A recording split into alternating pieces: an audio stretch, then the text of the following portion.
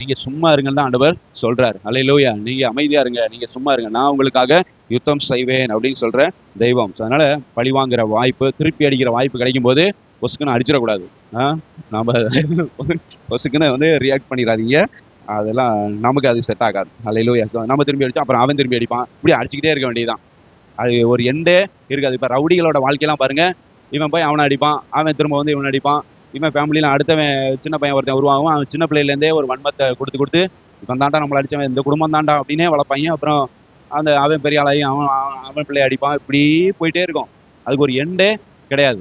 So அப்படிதான் ரவுடிகள் வாழ்க்கையெல்லாம் அப்படி தான் இருக்குது. ஸோ அப்படிலாம் நம்ம வந்து நம்பக்கூடாது, இருக்கக்கூடாது. பழி வாங்குறது, பதில் செய்கிறது, இது மாதிரிலாம் திருப்பி அடிக்கிறதெல்லாம் நம்மளுக்கு வேண்டாம். தாவீது அருமையாக அதை வந்து பண்ணார். 1 சாமுவேல் 24வது அதிகாரம் 4-5 வசனங்களை வந்து பார்த்தீங்கன்னா, தாவீது கையில் கர்த்தர் சவுலை வந்து ஒப்பு கொடுத்துட்டாரு. ஆனால் தாவீது வந்து சவுலோட வாழ்க்கையை ஜீவனை எடுக்கவே இல்லை. கர்த்தர் உனக்கு இப்படி தான் சொன்னார், அந்த நாள் வந்துருச்சு அப்படின்னு சொல்லிட்டு சவுலோட சால்வோட தொங்கல் அறுத்ததுக்கே அவருடைய மனசு அடிச்சுக்கிட்டு இருக்குது, ரொம்ப அடிக்குது.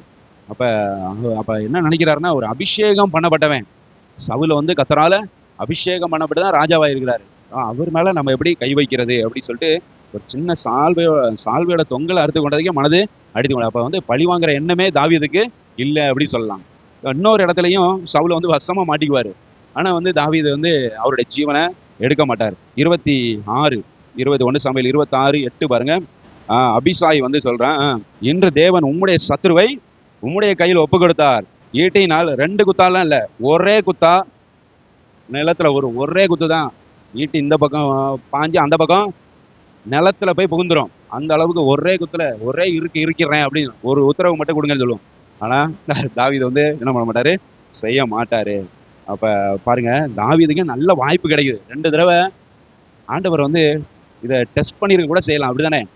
என்ன பண்றான்னு பார்ப்போம், இவனோட எதிரியை இவன் கையில வந்து ஒப்பு கொடுப்போம், அது மாதிரி ஒரு ஆப்பர்ச்சுனிட்டி கிரியேட் பண்ணி பார்ப்போம், அப்ப அவன் என்ன செய்யறான்னு பார்ப்போம் அப்படின்னு சொல்லி ஆண்டவர் வந்து சோதிச்சு கூட பார்த்துருக்கலாம். அது டெஸ்ட்ல எல்லாம் நம்மளால வெற்றி பெற்றுட்டார். ஹல்லேலூயா. தாவீது வந்து வெற்றி பெற்றுட்டார். 2 தடவையும் நல்ல வாய்ப்பு கிடைச்சும் சவுலை வந்து என்ன பண்ணல, சவுலுடைய ஜீவனை எடுக்கவே இல்லை. சவுலை வந்து கொலை செய்யவில்லை, பழி வாங்கவில்லை இந்த தாவீது ராஜா. ஹல்லேலூயா. சோதரம். இவரும் கர்த்தரால அபிஷேகம் பண்ணப்பட்டவர் தான். கர்த்தருடைய பிள்ளை அப்படிங்கிறத அங்கே ப்ரூவ் பண்றார், அங்கே நிரூபிக்கிறார். பழி வாங்குதல் எனக்குரிய, அவர்லாம் நியாயப்பிரமாணத்தெல்லாம் நல்லா படிச்சிருந்திருப்பார்ல தாவீது. மோசையோட நியாயப்பிரமாணங்கள்லாம் நல்லா படிச்சு, பழி வாங்குதல் எனக்குரியதுன்னு சொல்லியிருக்கிறாரே அப்படின்னு சொல்லிட்டு அதெல்லாம் ஞாபகத்துக்கு கண்ணு முன்னால வந்து போயிருக்குது.